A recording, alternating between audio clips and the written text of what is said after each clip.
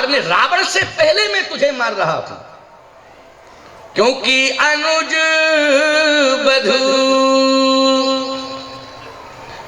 भगनी सुत नारी,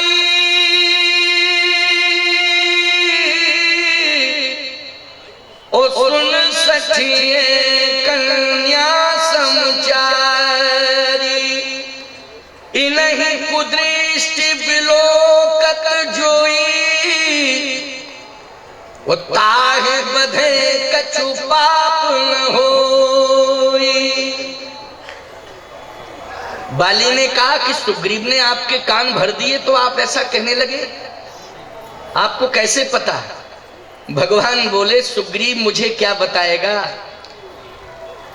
तू मुझे जानता नहीं है। प्रभावशाली व्यक्ति अपराध करता है।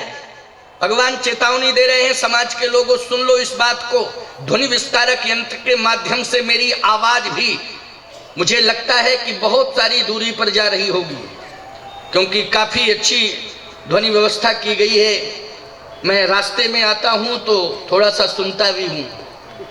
1 किलोमीटर, बताइए 1 किलोमीटर तक, लेकिन सावधानी से सुनिए। भगवान कहते हैं कोई भी प्रभावशाली व्यक्ति अपने प्रभाव का दुरुपयोग करके अनैतिक कार्य समाज में करता है, लेकिन समाज मूक बन करके इसलिए बैठ जाता है क्योंकि उसके प्रभाव के आगे समाज बोलने में समर्थ नहीं है।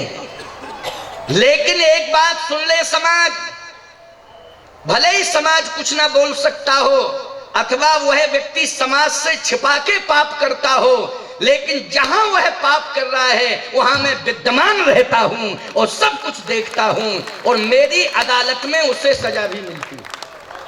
मेरी अदालत में उसे बस उसको इंतजार करना पड़ेगा, क्योंकि आजकल ये संसार की अदालतें तो बिक जाती हैं, कभी प्रभाव में बिक जाती, कभी पैसे में बिक जाती हैं। बिक रही है, जो निर्दोष हैं उन्हें दोषी सिद्ध कर रही है अदालत, और जो दोषी हैं उन्हें प्रभाव के कारण निर्दोष सिद्ध कर रही है आज की अदालत। लेकिन भगवान की अदालत में पाई पाई का हिसाब देना पड़ेगा, और भगवान लेंगे। वहां कोई प्रभाव नहीं चलेगा, वहां कोई पैसा नहीं चलेगा। वहां यदि चलेगा तो तुम्हारा आचरण चलेगा, तुम्हारा चरित्र चलेगा, तुम्हारा संस्कार चलेगा। ये चरित्र का सिक्का चलता है भगवान की अदालत में। कौन सा सिक्का चलता है? चरित्र का सिक्का चलता है। इसलिए करैक्टर, चरित्र अच्छा होना चाहिए। भगवान ने कहा कि जहां तूने अपराध किए हैं वो सब मैं देख रहा था। भगवान ने कहा देख मैं बता रहा हूं, सुन। अनुज वधू सुग्रीव की पत्नी रोमा, ये अनुज वधू है। तूने हठात छीन लिया उसे? कहे हाँ ठीक है, छीन लिया। भगनी बहन, ये बहन कौन? भगवान ने कहा तू इंद्र पुत्र है, और इंद्र की पुत्री जो होगी वो तेरी बहन होगी। और याद कर, इंद्र की पुत्री विद्युत ज्वाला, जब तू स्वर्ग में गया था तो क्या घटना घटी? भगवान ने कहा विक्रमशः सुनते जाओ, मैं स्पष्टीकरण दे रहा हूं। सुत नारी, अंगद की पत्नी शांदनी, सुन सटे कन्या समचारी। ये कन्या के समान 4 हैं, ये भी अर्थ है, लेकिन 4 संख्या में भी है। 4 ही तभी होगा जब 4 संख्या। चौथी कौन? कन्या। और ये कन्या कौन है? राजा बलि की पुत्री रत्नमाला, राजा बलि की पुत्री। ये रत्नमाला श्रीमद् भागवत में कथा आती है ना, रत्नमाला का नाम विद्वान सब संत बताते हैं श्रीमद् भागवत में। अब ये घटनाएं कब कब घटी? भगवान ने कहा सुनो, इसके हृदय को परिवर्तन भगवान ने किया, हृदय को परिवर्तित किया भगवान ने। कब? जब इसके प्रश्नों का सटीक उत्तर दे दिया, और जहां जहां घटना घटी थी भगवान ने समय, वार, तिथि सब कुछ बताया, तो इसका हृदय परिवर्तित हो गया और ये शरणापन्न हो गया। तो धर्म हृदय परिवर्तन कराता है कि नहीं कराता है? रामो विग्रहवान धर्म, तो यही तो धर्म हृदय परिवर्तन करा रहा है।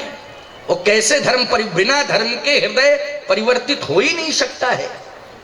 भगवान ने कहा, अनुज वधू भगनी सुत नारी, सुन सठ ये कन्या समचारी, इन्हीं कुदृष्टि बिलोकत जोई, ताह बधे कछु पाप न होई। दुंदुभी नाम के राक्षस ने जब युद्ध किया तुझसे, तूने उससे युद्ध किया, एक बार तो बाली तू दुंदुभी के पीछे ही पड़ गया। और दुंदुभी को जिस समय खदेड़ा बाली ने, तो ये पाताल को क्रॉस करते हुए नागलोक तक पहुंच गया साहब। और नागलोक में संपूर्ण नागों ने दुंदुभी के पक्ष में आकर के युद्ध किया बाली से। और इतना जबरदस्त युद्ध हुआ नागलोक में कि संपूर्ण नागों ने इसके रोम रोम में विष व्याप्त कर दिया। लेकिन जब विष व्याप्त हुआ रोम रोम में, अब ये घबराने लगा कि मेरी तो मृत्यु ही हो जाएगी। इसने कहा उपचार कौन करेगा? तो स्वर्ग के सुप्रसिद्ध वैद्य हैं अश्विनी कुमार। इसने कहा कि बिना अश्विनी कुमार के मेरा उपचार होने वाला नहीं है, इसलिए अब एक ही विकल्प है कि मुझे स्वर्ग जाना चाहिए, वो अश्विनी कुमार से उपचार कराना चाहिए, तभी मेरा प्राण बच सकता है, वरना मैं बचूंगा नहीं, क्योंकि रोम रोम में विष व्याप्त हो गया। ये जा रहा था, जैसे ही स्वर्ग जा रहा था, पाताल को क्रॉस कर रहा था, उस समय राजा बलि की कन्या अपनी हम उम्र कन्याओं के साथ में खेल रही थी। कन्या की उम्र निर्धारित है प्यारे, 10 वर्ष से अधिक उम्र जब होती है तो फिर वो कन्या नहीं बल्कि वो कुमारी के रूप में प्रतिष्ठापित हो जाती है। और जब वही कुमारी वयस्क हो जाती है, जब उसका पाणी ग्रहण हो जाता है, तो फिर वो नारी के रूप में प्रतिष्ठापित हो जाती है। और जब उसके द्वारा वंश वृद्धि हो जाती है तो वो महतारी के रूप में प्रतिष्ठापित हो जाती है। इस तरह से क्रमशः नारी के एक उत्थान का और नारी के विस्तृत स्वरूप का एक हमारे यहाँ जो संकेत मिलता है शास्त्रों में, उस संकेत के अनुसार भगवान ने ये बताया कि कन्या की छोटी सी आयु। अब बताइए, कन्या की हम पूजा करते हैं, नवरात्रि में हम लोग कन्याओं का पूजन करते हैं कि नहीं करते? कन्या पूजन का बहुत बड़ा महत्व है।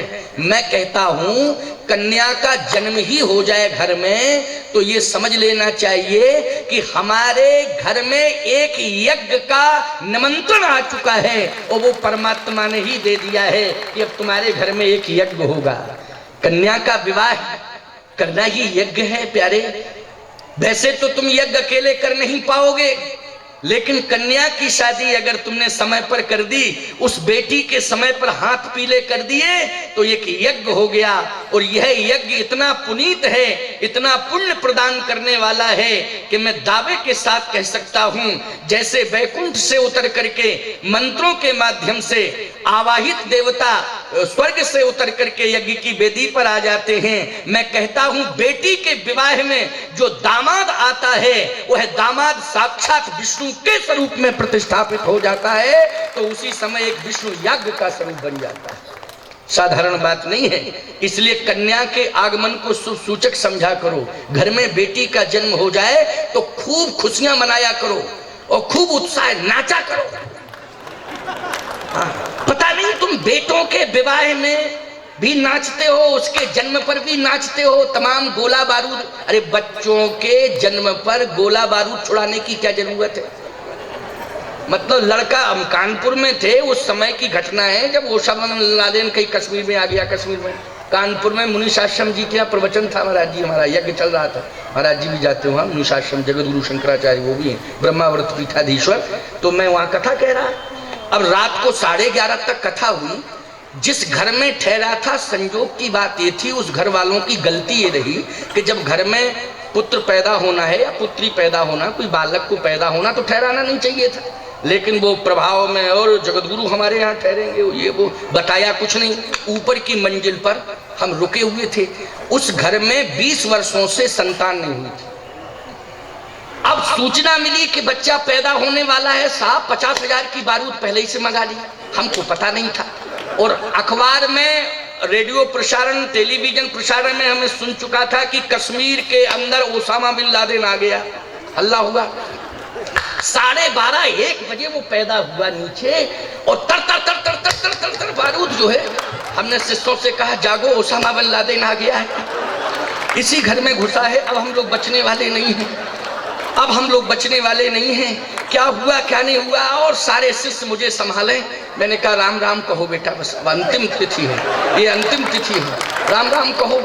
अब सेठ नीचे से चढ़े ऊपर आया है। स्वामी जी। अरे हमने कहा कि तू मेरे पास क्यों आ रहा है। अरे स्वामी जी। अरे हमने कहा कि तू भी मरा, मैं भी मरा, सब मरे। बोले महाराज जी ऐसा क्यों बोल रहे। हमने कहा आतंकवादी ओसामा बिन लादेन घुसाया। अरे बोले ऐसा नहीं है महाराज जी, ऐसा नहीं है, लड़का पैदा हुआ है, 20 साल बाद हुआ है। आप क्या। हमने कहा बेवकूफ, दिन में क्यों नहीं बताया तूने। वो तो हमारा हार्ट अच्छा था इसलिए हम टिके रहे, अगर हार्ट कमजोर होता तो फेल हो गया होता। तूने बताया क्यों नहीं। अरे बेटों के जन्म पर इतना गोला बारूद छुड़ाने की क्या आवश्यकता है, ऐसी खुशी मनाने की क्या आवश्यकता है कि आते ही तुमने प्रदूषण फैला दिया। ये प्रदूषण नहीं है तो क्या है। इसलिए बच्चे पैदा हो तो गोला बारूद मत चलाया करो, क्योंकि ये प्रदूषण है, और यही प्रदूषण तुम्हारे बच्चे को खरदूषण बना देगा। इसलिए ये अनावश्यक रूप से खर्च मत किया करो। फालतू का 10, 20, 50,000, 1 लाख रुपया फूंक देते हो फालतू का, इससे कोई मतलब नहीं निकलता है। जितना तुम इस तरह से फूंकते हो, मैं आज तुम्हें एक उपाय बता रहा हूं।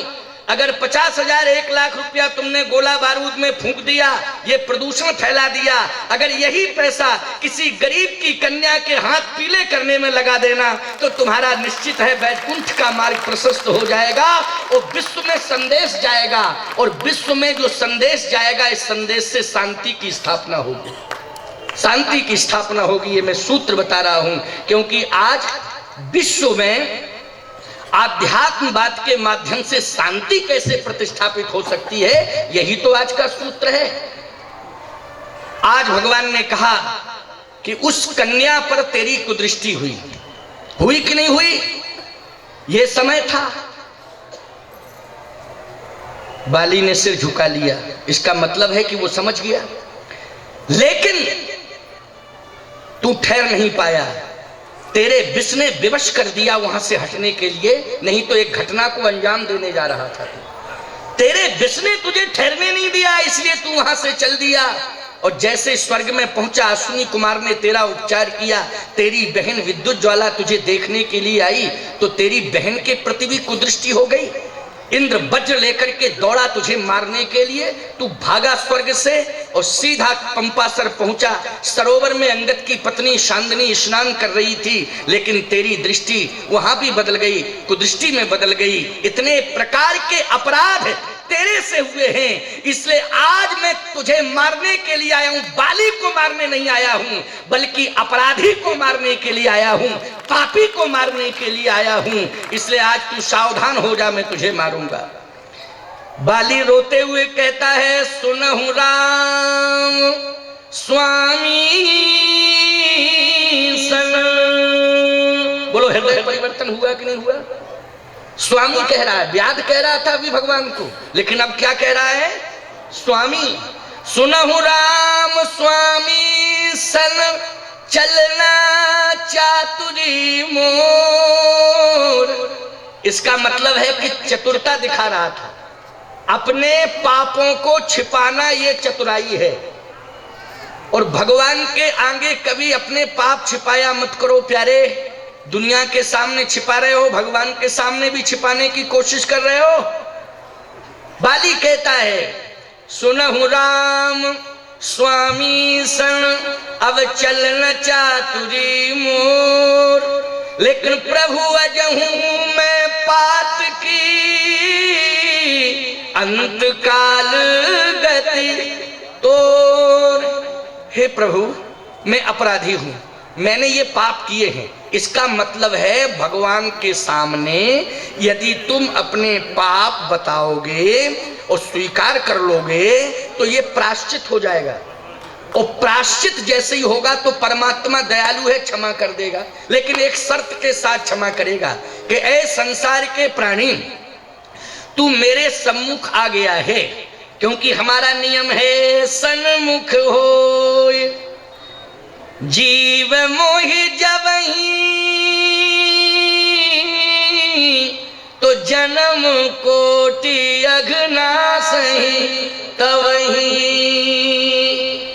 जन्म कोटि अघ, अनेकों जन्मों के करोड़ों अघ अथवा करोड़ों जन्मों के अघ मेरे सम्मुख जीव आ जाए तो वो अघ समाप्त हो जाते हैं। शर्त एक है, स्वीकार करे, प्रायश्चित कर ले, लेकिन पुनरावृत्ति न करे। शर्त है कि पुनरावृत्ति न करे, जय नहीं कि पाप किया, भगवान के सामने गए, बता दिया, स्वीकार करो, क्षमा हो गया, फिर शुरू।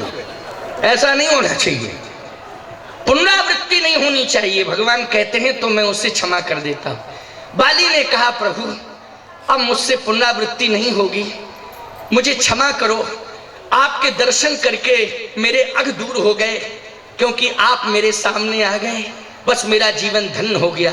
बोलो हृदय परिवर्तन हुआ कि नहीं हुआ? हो गया ना। हृदय परिवर्तन किसने किया? धर्म ने किया कि नहीं किया? और धर्म